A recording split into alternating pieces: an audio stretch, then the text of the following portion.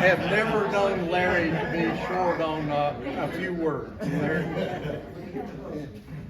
Well, look, I want to thank Mark and Ernie for presenting the award, and I want to thank 15 distinguished South Carolinians for nominating me for that award, especially Navy Commander and Dr. Art Schmidt, who did the nomination, and so many people wrote letters of recommendation. Some of them are here today, and some of them are from out of state, so they couldn't be here, but I'd like to recognize the Director and Chief Executive Officer of the Ralph H. Johnson VA Healthcare System, Mr. Scott Isaacs, and his Public Affairs Officer, Wayne. Would you hold up your hand, sir? Yeah.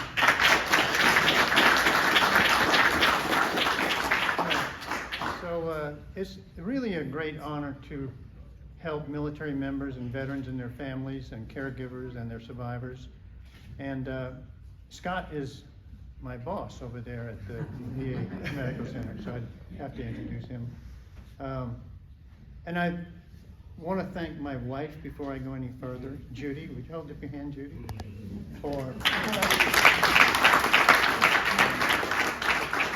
supporting me, and my daughter Lori, if you'd hold up your hand. Lori's our oldest daughter, but not very old.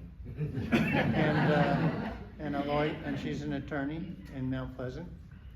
And by the way, my wife is a retired school teacher, and I'm real proud of both of them. I don't know how you put up with me, but thank you so much. And so everyone who's here, I want to thank you for being here. I have family here. I can't introduce all of you, but a lot of people say, why do you work so hard as a volunteer? Helping veterans especially. And of course, I spend some time helping hospice patients and their families, and at one time I did that almost full time, but it's not hard to do volunteer work for veterans and military members and their families. And since I am one, I have a special appreciation for what they have done and continue to do. And it also helps me treat my PTSD. So, as does writing. So, those of you who know me as a prolific writer, it's therapeutic. I want to talk about some veterans here today and thank them for being here. Would all of you who are veterans hold up your hand? Thank you.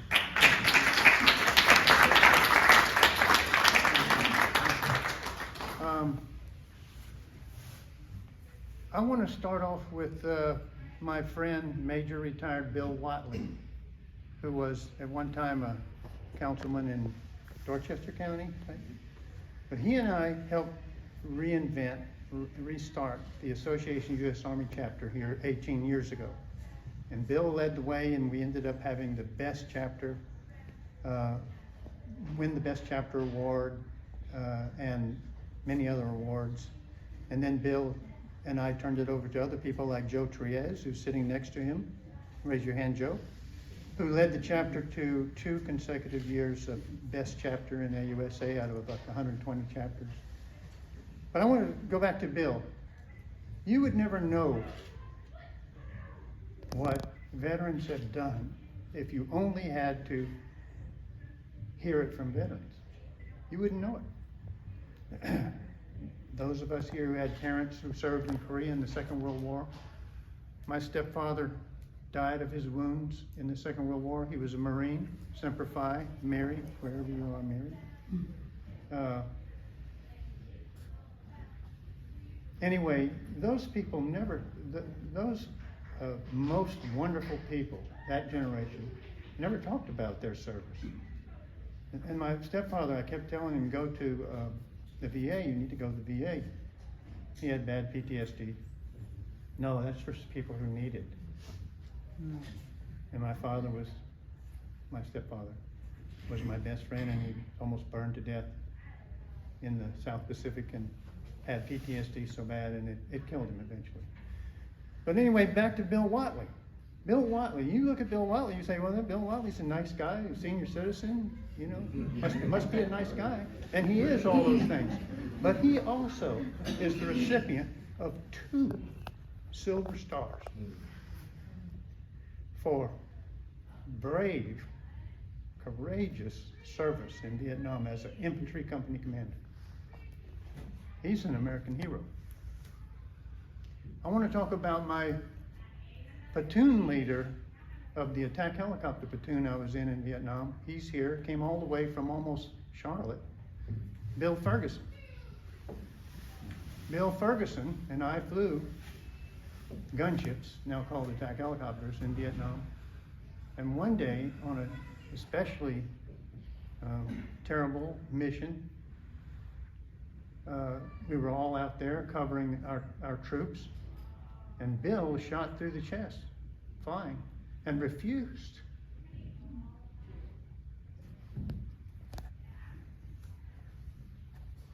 Refused to be taken to the hospital. He said, I have to stay on station. I can't let these troops be killed.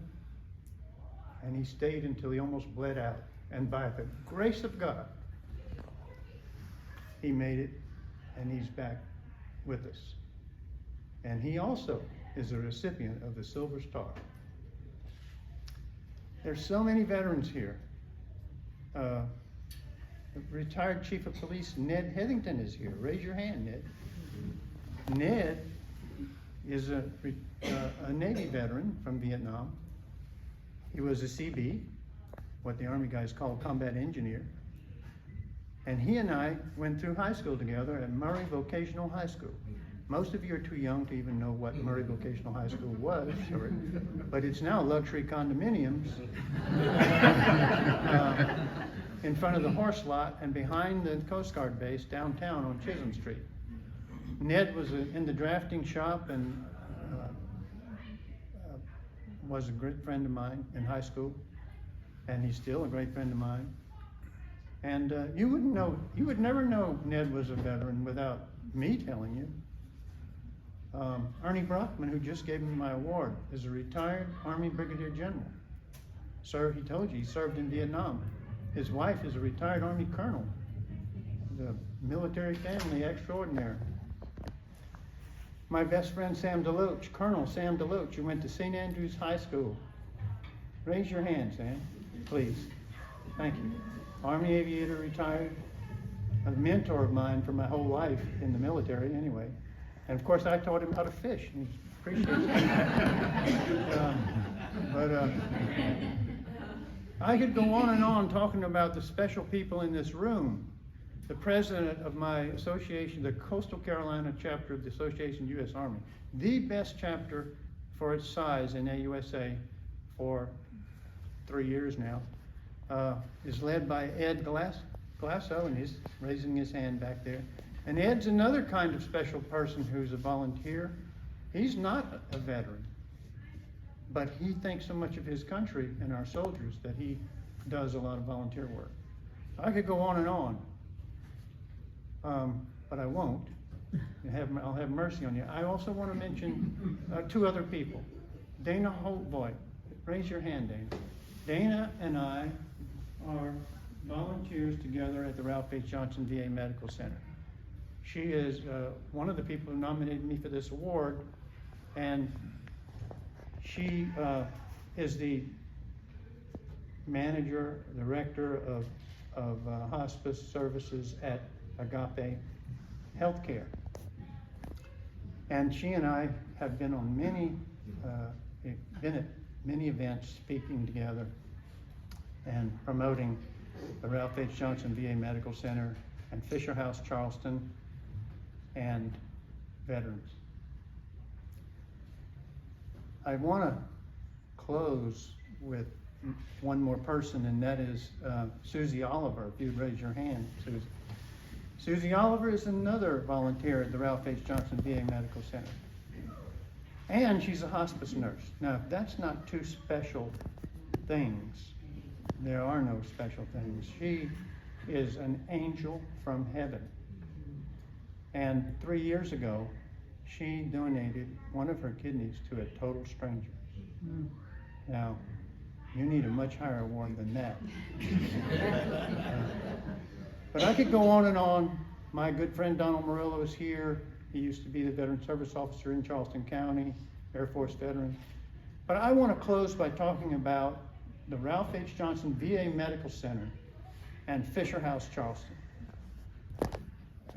A lot of people think that the VA is not doing a good job. Some people do anyway. I don't think a lot of people do anymore.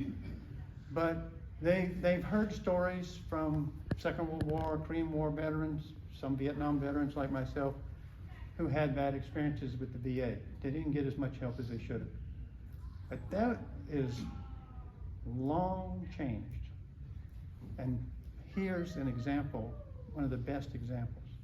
I want to tell you that the VA medical system is the largest medical system in the United States, and I assume in the world. And the best medical system, the best medical care in the world. And we are so fortunate in Charleston and in the Low Country to have the Ralph H. Johnson VA Medical Center as our medical center. And here are some things that support that claim of mine.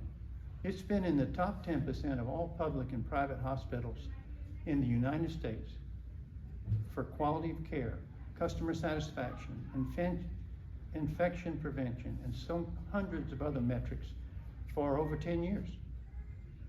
It's the only habitual 5-star hospital in South Carolina. The only one today that's a 5-star hospital out of over 170 hospitals in South Carolina is the Ralph H. Johnson VA Medical Center. There are many reasons for why we have such a wonderful medical center. I would give the most credit to the thousands of employees there, but I also would like to give credit to over 500 volunteers who work there. We have at our VA Medical Center one of the largest, maybe the largest volunteer program in all of VA. And I believe that because the VA asks people to volunteer, especially veterans, and includes them on every committee and council at that medical center and at their clinics, community-based outpatient clinics, is one of the main reasons they do so well, and that they listen to the voice of their customers. And if they don't, I kick them in the backside as hard as I can and try to get them to. And to be honest, I haven't done that in so many years, I don't know how to do it anymore, probably. But we are so fortunate. I think there are 176 VA medical centers, Scott? 172, yeah. 172 VA medical centers. Another reason we have such a wonderful VA medical center is it's partnered with the Medical University of South Carolina. So if you are a patient at the VA Medical Center, if you see a specialty doctor, that doctor's probably also a doctor at the Medical University of South Carolina. They have their problems like the medical industry is really suffering from COVID. The doctors and nurses and staff are worn to a frazzle. And one thing I would ask you to go away with is please tell everybody you know who's in the medical field to apply for a job at the VA Medical Center. Because it's a great place to work. You're helping the heroes and heroines of the United States. And it's the right place to work in a great career place. So lastly, the Ralph H. Johnson VA Medical Center has a Fisher House that serves it, and it's owned by the Ralph H. Johnson VA Medical Center. Fisher House, Charleston. And I've been active with Fisher House, Charleston ever since it was thought of. And was one of the fundraisers, wrote a book to raise money for it. I've given over 125 speeches trying to raise money for it. And it's the most beautiful, miraculous operation you could ever imagine. If you haven't seen it and you haven't visited, you need to do it. It's free lodging, 16 beautiful suites, a common kitchen, common laundry room, common living room, common library, common dining room, beautiful piazza, parking at the corner of Smith and Wentworth Street in downtown Charleston, where the old McAllister Funeral Home used to be.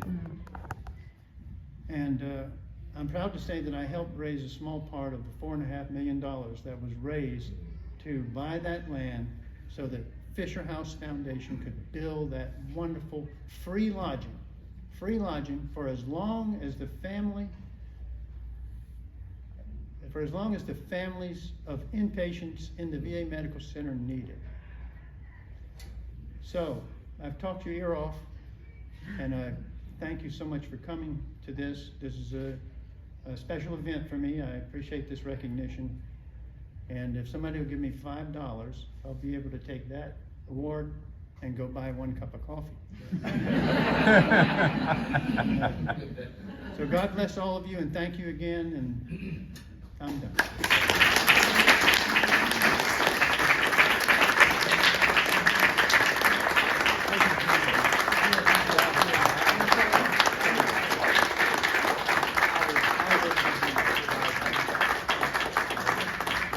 Thank you so much.